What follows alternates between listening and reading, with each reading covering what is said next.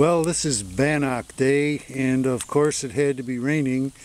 Every piece of wood I have available to me is soaked, so I'm drying that out, and then I'm going to try baking some. I've not been too successful with a good tasting bannock in the past. I even made a bannock board to use for planking, and it worked okay, but bannock still wasn't my favorite. So today I'm going to try baking it in a cup. I'll show you my micro oven setup. This is the standard GSI Glacier cup. This is the lid from an Illy coffee can. That will go in with the open side down to provide a oven floor. And this is a lid from, I don't remember what, I think maybe a candy can, which just happens to fit very nicely over the top. So my hope is that that'll create enough of an oven environment in which to bake the bannock. I've also pre-mixed the bannock. This is a cup of all-purpose flour, a 1/4 teaspoon salt, 1/4 teaspoon of baking soda, and 2 teaspoons of milk powder. And I got that off the Bush Class USA channel.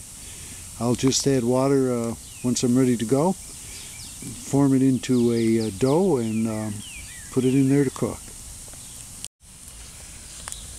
When it's dry out and not drizzling, I like to build a top-down fire, one that burns from the top to the bottom. But today, the eventual fuel, the stuff that's about 2 fingers or bigger size there, I had to use that for a roof for it. So the fire got built underneath so it could dry it out. And it seems to be working okay that way. Now, as you can see, the fire is sort of caved in on itself, but there's an adequate coal base down below, and it's drying out the remaining sticks on top. And that means it's drying out the wet ground underneath it, at least enough to keep the coals going as a baking heat source. What I did was pre-mix all the ingredients and put them in this Ziploc baggie, and a moment ago I added some water, and now I'm just mushing it around to get it to the right consistency.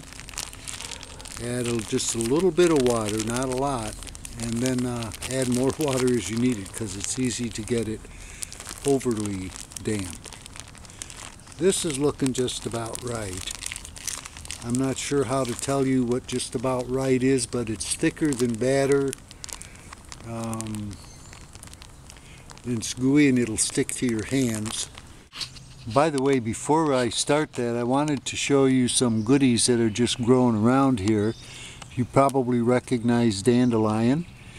At this time of year, it's near the end of March now, this is really good in soups and in omelets. It's a great spring tonic, and the nutrition level is higher than that stuff you'll buy in bags and bunches in the grocery store. Another one,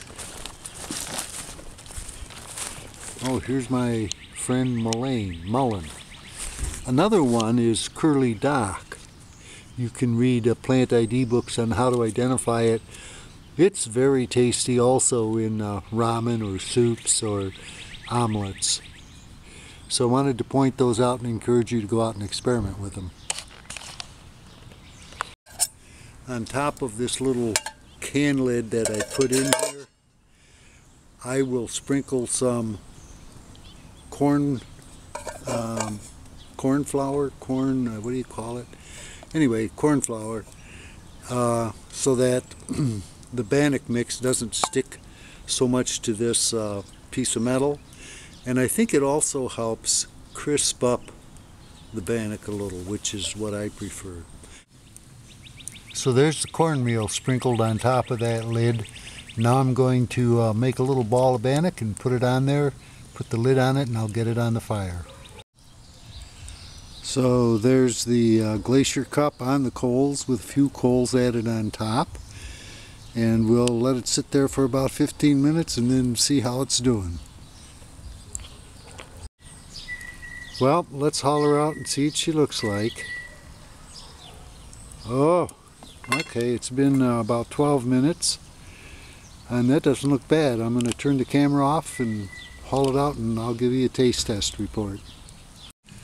Well, I've flipped it out onto the inside of the lid and looks okay. I wanted you to see that that's what's left of the cornmeal. And the reason I think this is nicely brown on the top is that cornmeal burns and then circulates around in there somehow and helps cook the top of that thing. So here we have it broken open, and it's not doughy inside. It has all the air pockets, so it looks cooked. Maybe it could have taken another couple minutes, but let's see what it tastes like.